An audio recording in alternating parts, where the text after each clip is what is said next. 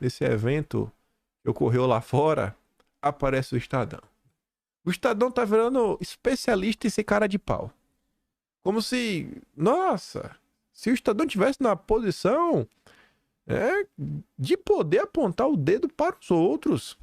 Como se o Estadão jamais tivesse apoiado nada ruim, nada autoritário, nada que, sei lá, né, grande parte da população achasse prejudicial.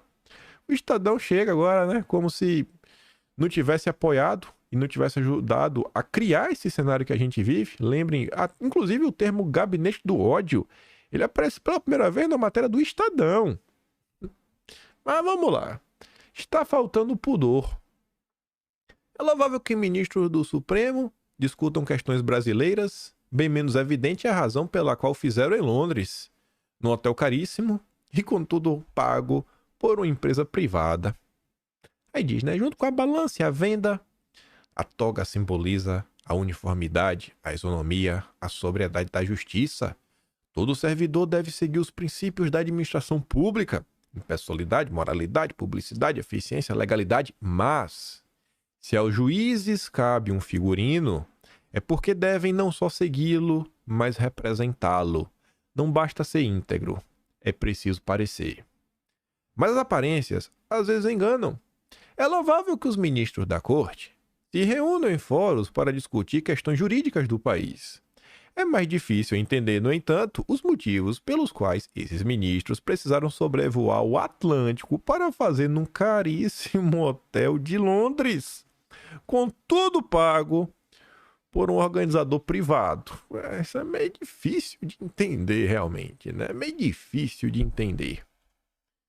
Entre os dias 24 e 26, celebrou-se no Hotel Península, na capital britânica, o primeiro Fórum Jurídico Brasil de Ideias, organizado por um certo grupo voto, que, no seu dizer, trabalha na interlocução entre o setor público e o privado, através de relacionamento, comunicação e conexões de poder.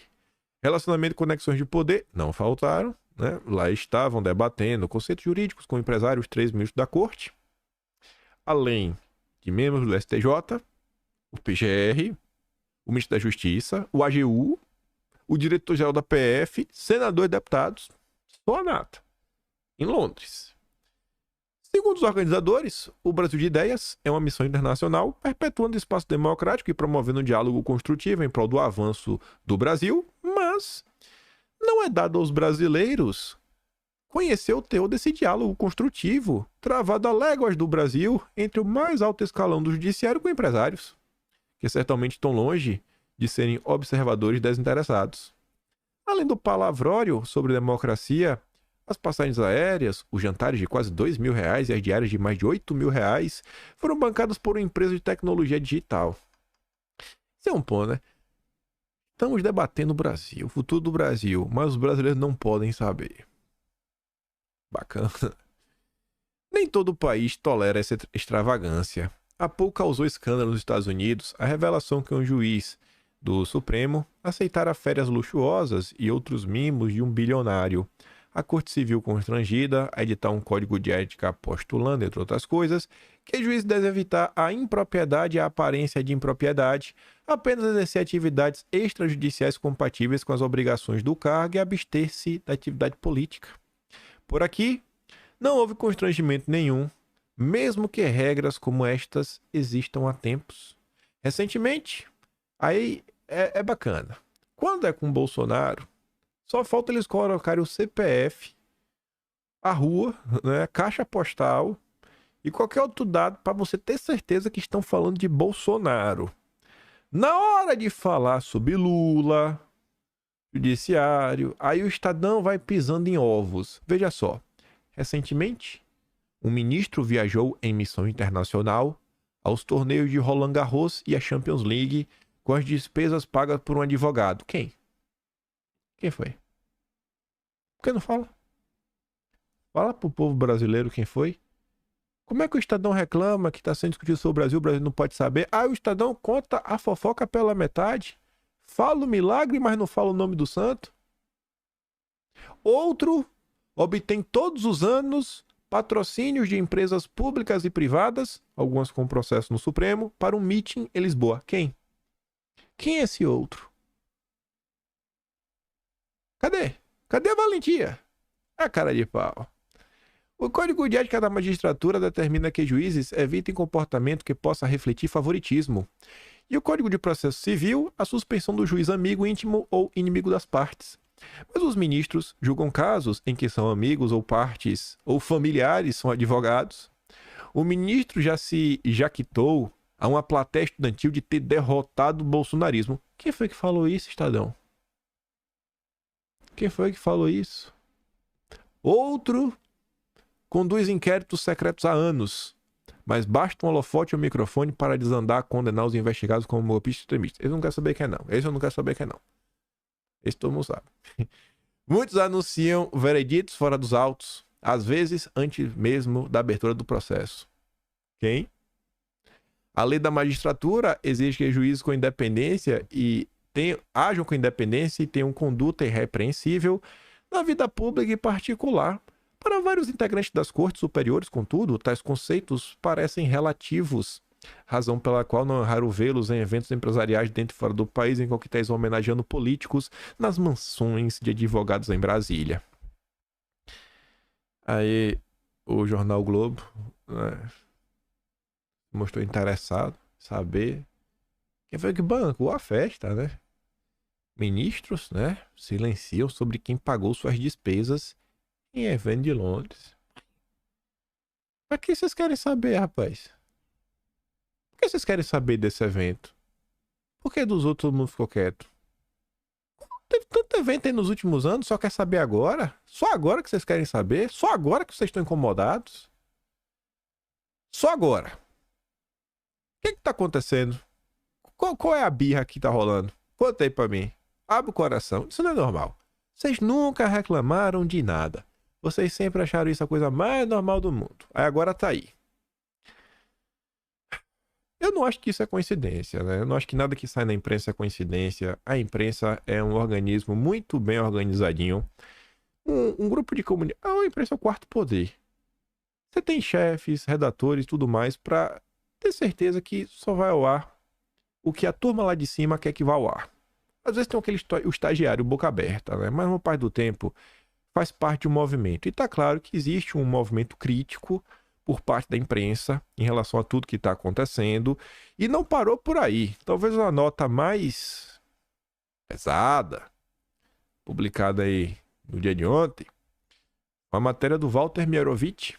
Mas antes de falar sobre ela, eu já quero dar o disclaimer do que vai vir pela frente. Mostra aqui o que o Hugo Freitas falou. É só, meu Deus, eu não consigo ler. Eu sei, nem eu consigo. Nem eu. Então deu zoom. Só pra mostrar pra você, né? Aqui tá a postagem original. Pra mostrar, eu não editei nada. Do jeito que tá aqui, é essa a postagem original. Se for lá olhar. Eu só mudei só o print, né? Que o dele tava feio. Aí eu botei bonitinho destacado.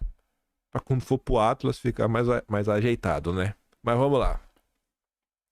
Já estão tentando reescrever a história. Os caras de pau. Lembram que eu disse que vários apoiadores dos arbítrios, né, do estado de exceção judicial iam pular do barco? Tipo o Estadão? E que iam procurar uma saída honrosa, invocando supostos fatos novos para justificar por que estão dando um cavalo de pau, uns 180 graus? Pois é. Alguns estão escolhendo a troca da PGR como esse suposto fato novo, né? Sob essa narrativa. Vai ser por aí que ele vai fugir pela tangente. Porque saiu Aras e entrou o Gonê.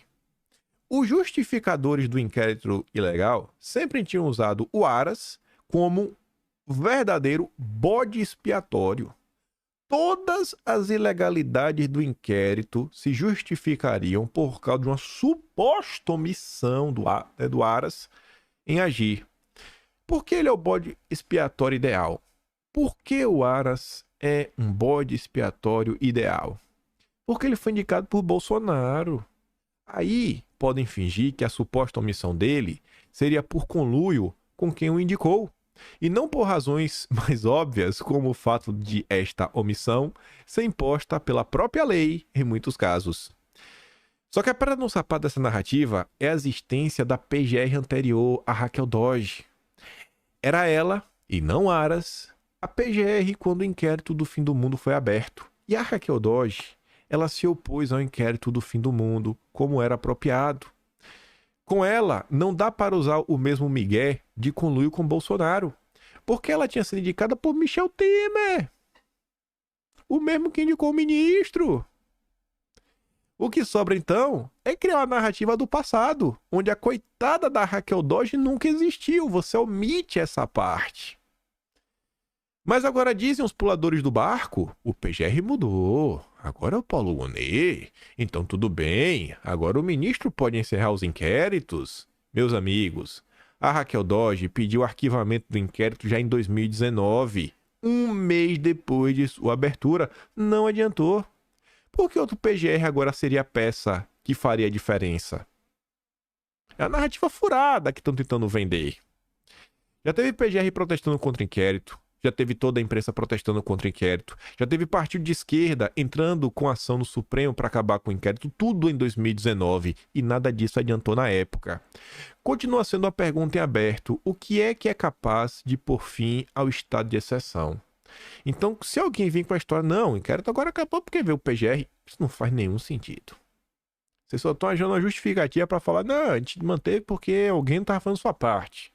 Para tentar justificar o que foi feito. E aí o Hugo, que é jurista, ele colocou o trecho de uma nota, que a gente vai olhar ela completa. O ministro no vácuo. Com a falha gritante apresentada do nosso sistema de freios e contrapesos, surgiu o ministro. Ele não apareceu do nada, mas a estrela de xerife restou-lhe conferida por portaria do então presidente Dias Toffoli. O ministro de fato tomou lugar do omisso Aras. Usou a toga de magistrado e também a beca do Ministério Público conforme a ocasião. Mas vamos ver que história é essa. Esse daqui foi um dos textos, foi o texto mais duro no dia de ontem. Texto que, assim como o do Pablo Hortelado, você não viu em 2019, você não viu em 2020, 2021, né? Teve que passar 4 anos para agora a turma querer pular do barco. Ministro Salvador da Pátria está questionando. É hora de apertar o botão do desconfiômetro. Né? Quer dizer que ele não é o Salvador da Pátria? Tem que desconfiar? Cuidado, viu? O período de alto risco já foi ultrapassado. E o próprio Barroso, na abertura do ano judiciário de 2024, destacou a volta à normalidade democrática republicana. Por outro lado, após forte pressão e aviso dos pares para tirar a estrela de xerife, abandonar o papel de Ministério Público e voltar à toga do magistrado, o ministro apertou o botão do desconfiômetro corporal. Só para recordar, até outro procurador-geral da República temos para as defesas da Constituição e da sociedade contra criminosos, poderosos, potentes e antidemocráticos. Nossa, como são poderosos e potentes, né? Nossa, assim, essas tias do Zap. Barroso emitiu o acima mencionado juízo de valor em palestra dada na sede da Fundação FHC. Não tinha lugar melhor. E o ministro-presidente Barroso ressaltou ainda a atuação institucionalmente relevante do outro ministro em vários inquéritos. O marco da mudança nos ventos ocorreu com 2 decisões monocráticas do ministro. Primeiro, olha o que ele está falando. Estamos, nesse presente momento, em 28 de abril de 2024, no momento de transição. E para justificar que o mundo está mudando, ele vai pontuar 2 coisas. O ministro, ele arquivou um inquérito policial sobre a estadia de Bolsonaro na Embaixada da Hungria e, em procedimento acautelatório e relativo ao mesmo episódio, na imagem A, concluiu não haver evidências que o ex-presidente tenha buscado asilo. É como se tivesse tirado o pé do acelerador. Ele está falando, mudança de tempos. Estamos indo, a volta, né? Tirando. É um emblema de xerife do peito. Para grande parte dos cidadãos brasileiros, porém, nossa democracia continua em pé graças ao ministro, que teria sabido enfrentar Bolsonaro e seus apoiadores antidemocráticos, então virou xerife, herói nacional e salvador da pátria. Não é assim não, viu? Não é assim não. Aras. Olha como o cara se refere ao Aras. O garçom do golpismo bolsonarista. Meu Deus do céu. Coitado do Aras. Desde sua posse na presidência, Bolsonaro tentou colocar o país de ponta cabeça com o objetivo de se perpetuar no poder como autocrata. Aí é aquele ponto que ele veio explicar, né? O que foi que Bolsonaro fez para colocar o Brasil de ponta cabeça? Para conseguir pintar e bordar com o Estado Nacional, ele escolheu a dedo o nome para chefiar o Ministério Público Federal. Augusto Aras, o petista da PGR. É aquele texto que você fica perguntando, né? Cadê Nando Moura? Nando Moura! Faça um react desse texto, Nando Moura. Porque você garantiu, você segue falando até hoje que o Aras é o petista da PGR. Bolsonaro botou o petista lá pra salvar ele. Um petista salvou Bolsonaro. Aras é um petista bolsonarista. Isso é o bolsopetismo, pronto. Deve ser isso. Aras é a representação suprema do bolsopetismo. Ele é metade bolso, metade Lula. Por isso que ele não fazia nada contra Lula e contra Bolsonaro e gostava do Lula. Meu Deus do céu. Na visão interesseira de Bolsonaro, precisaria de uma espécie de garçom para servir-se da impunidade e fartar-se de legúleos para descumprir a lei e aniquilar a Constituição. Os termos que o cara escreve. Primeiro, eu não sei nem o que é lugueleus. Não sei nem o que porcaria é essa. Aniquilar a Constituição. Que coisa de bocó, viu? Bolsonaro com artes do mitológico bandido Damastes, aquele que atuava na estrada grega que conduzia a Ática, procurou nos quadros ativos do Ministério Público Federal um indesejado pelos seus pares procuradores, nada melhor do que um desmoralizado na instituição. Eu não sei porque ele cita o bandido Damastes, sem explicar quem é esse cara. Eu não faço a mínima ideia quem é Damastes. Você sabe o que é Damastes? Rapaz, xinga Bolsonaro. Xinga do jeito que a gente entende, pelo menos. Ofende. Deixa a gente pelo menos entender porque Bolsonaro está sendo ofendido. Não, o bandido Damastes. Pronto, eu sei lá quem é o Damastes.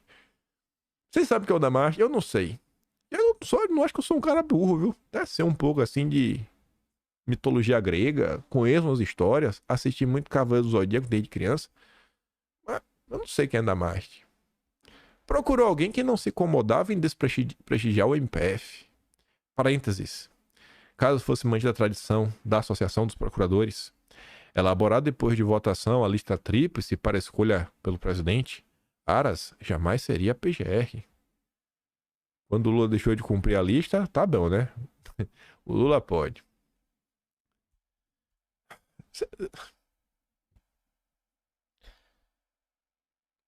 Não. Vou ficar quieto. Não vou nem falar quem tava na lista tríplice. Vou nem falar. Não vou nem entrar nesse não. Com o beneplácito de Aras, já investido nas funções de Procurador-Geral da República, Bolsonaro sentiu-se livre para tramar contra a democracia e tentar derrubar o presidente legitimamente eleito.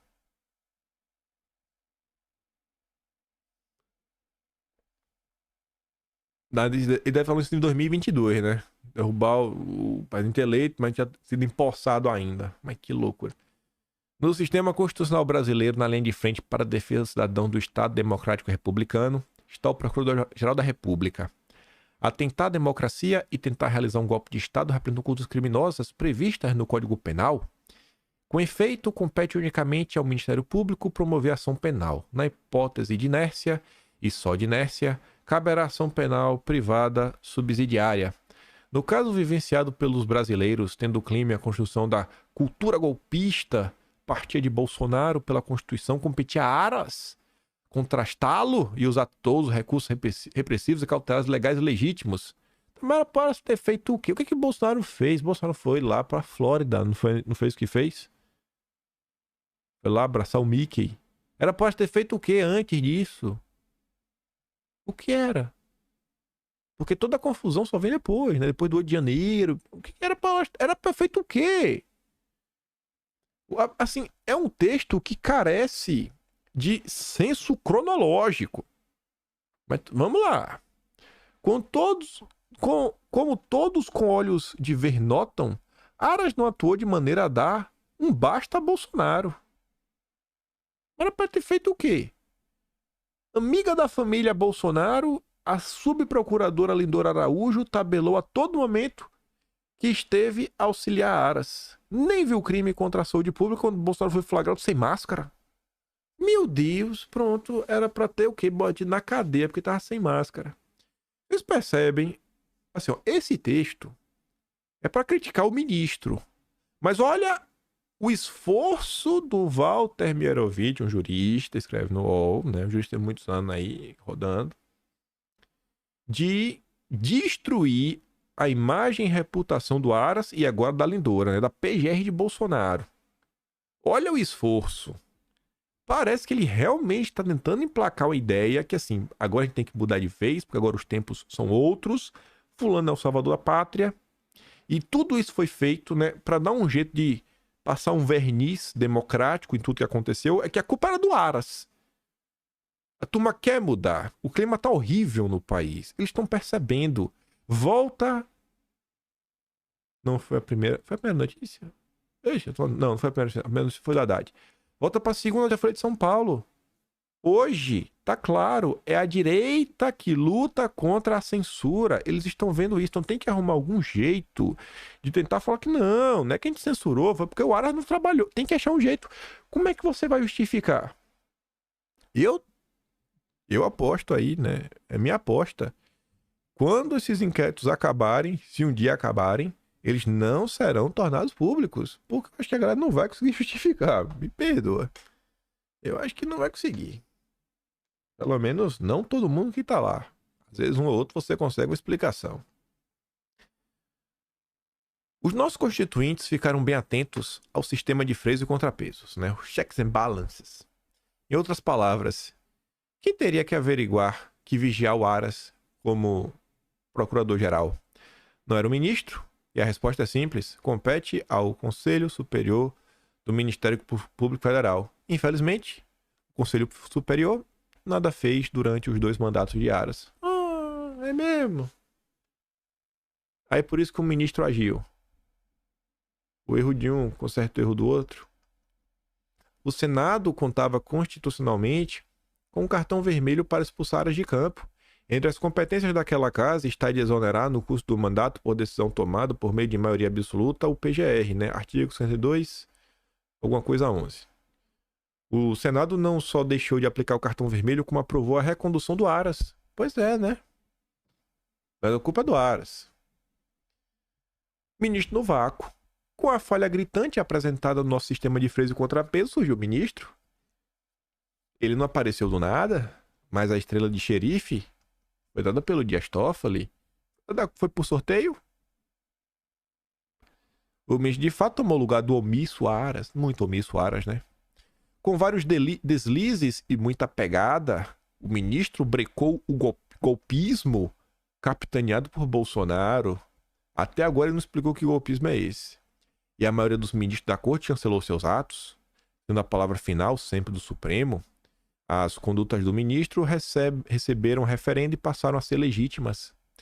Como o mandato de Bolsonaro terminou e sua inelegibilidade está imposta, cabe ao ministro jogar na lata do lixo a estrela de xerife e tudo voltar às mãos do atual PGR, o Paulo Gonet. Os Supremos Ministros já estão incomodados com os excessos dele, né, do ministro. Ele percebeu isso e partiu para a moderação. Enfim, o ministro não deve ser considerado o salvador da pátria. Pode agir porque teve o respaldo da sociedade. Tomada por empréstimo, a fórmula empregada em abundância pelo escritor lusitano Fernando Pessoa, o ministro deveria, a bem da normalidade democrática, abandonar o nome, né, o apelido que dão nele, que já somou 140 pedidos de impeachment. Então, para mim, esse texto é assim, eu não teria talvez percebido se não fosse aquele comentário do Hugo. É uma tentativa, assim, clara, de fugir pela tangente usando a PGR de Bolsonaro como justificativa. Mas a moderação do Brasil, né? Como é que as coisas são? A conversa do comandante do Exército com o ministro. O Thomas Paiva, né, o general do Lula, teve um bate-papo e tratou da libertação dos bolsonaristas presos no QG. Apesar de Paiva defender a soltura de alguns militares, ninguém no comando ficaria triste, com a prisão dos generais metidos com golpismo, leia-se Braga Neto e outros dos seus chegados. Mas tá fazendo lobby pra prender o Braga Neto, rapaz. Essa é a normalidade brasileira. Olha que ponto as coisas estão chegando. Você acha que isso daqui não é a mesma coisa? E você acha que aqui não é desdobramento do que começou contra o bolsonarismo? Juíza manda prender jornalista independente do Recife por publicações sobre promotor. A juíza Andréa Calado da Cruz mandou prender preventivamente o jornalista Ricardo César, do Vale Antunes. A decisão atendeu o pedido do Ministério Público de Pernambuco. Em nota, ele afirmou que é vítima de censura e ela mandou na lata, falando o seguinte, ó: a liberdade de expressão, constitucionalmente assegurada, não pode ser utilizada como salvo-conduto para o cometimento de infrações penais, tampouco autoriza ofensa à honra alheia. Internet não é terra sem lei, não, parceiro. Internet não é terra sem lei. Aqui se faz, aqui se paga. Já vi esse discurso em algum lugar. E o que ela pediu? O que a juíza pediu? Além da prisão preventiva, cancelamento do passaporte, bloqueio de perfis nas redes sociais. Gostou, papai? Aí agora o Estadão está escandalizado? Isso não foi do nada. Foi escalada. Até a gente chegar aqui. O jornalista não compareceu à audiência de instrução do processo. A defesa justificou com antecedência que ele está de férias e não teria acesso à internet de qualidade para participar da sessão por videoconferência. Ele segue fora do país e não foi preso. Muita coisa poderia ter sido evitada, né? Mas a imprensa não quis.